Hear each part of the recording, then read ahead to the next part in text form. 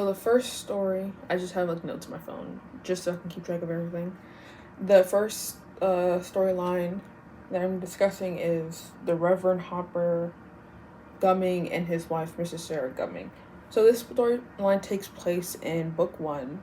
So essentially, they're a newlywed couple, madly in love. Obviously, he being a figure in the church. I don't remember what kind of church it was, but I know it was a Christian church, that I do know. They're visiting the falls and they're taking in the sights and everything, think it's beautiful, whatever. And then I think Reverend Hopper, he looked away for like a second, and then all of a sudden his wife was just gone. I assume she fell through some kind of like structure in the floor or ground, whatever. But she fell to her death. Um, they don't say how, I guess it's not important how high up it is, but I guess it's a fall, so it's probably really, really high up in the sky.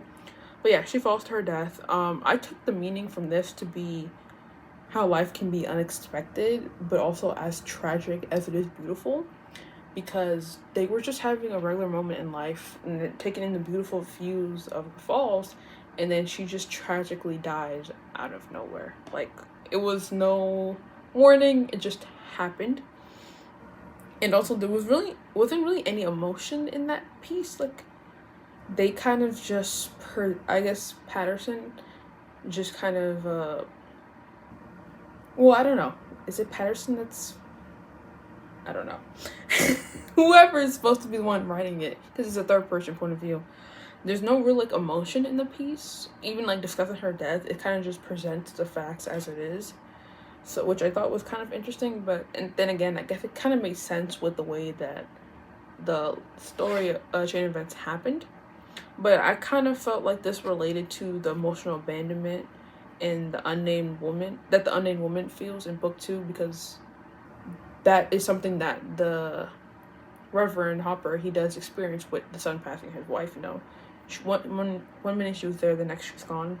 So that is definitely, I feel like the two kind of connected in that regard. So next story is Sam Patch in the Tim Crane storyline. This also takes place in book one. Sam was a resident of Patterson, kind of like a crazy off the realms kind of person.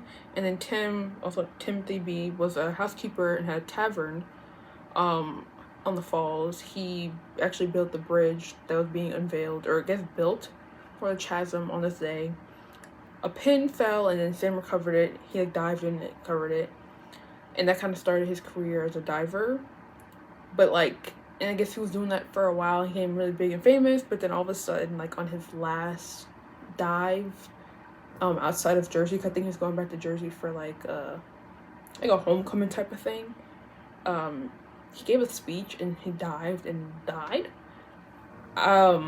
I think it was the impact of the water, the way he hit the water caused him to die.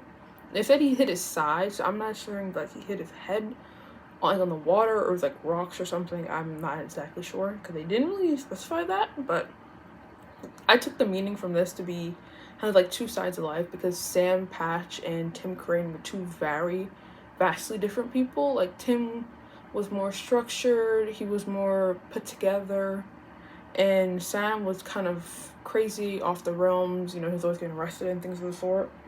I related this to the previous story, the Gumming story, namely the part about how Mrs. Gumming fell into the falls and died.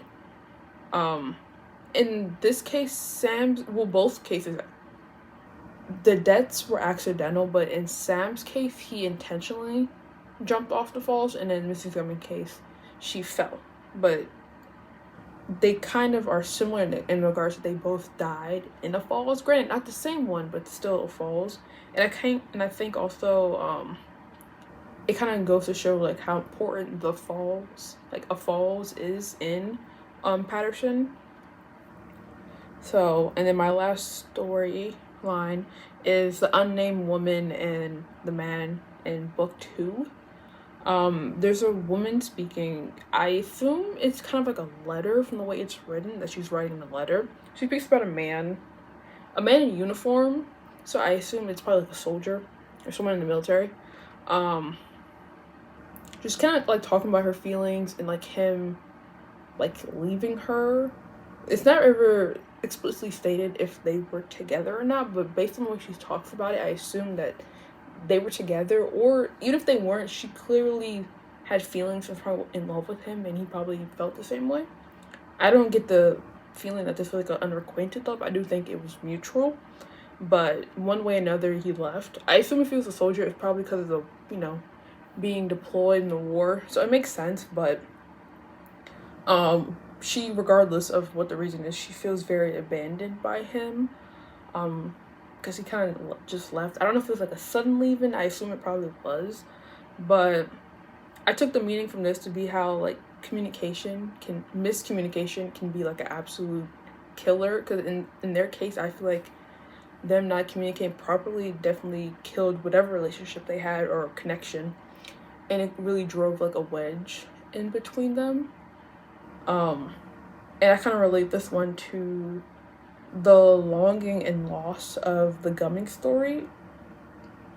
Granted, the dude she was with didn't die, but she still lost him in a sense, in the same way that Reverend Gumming lost his wife.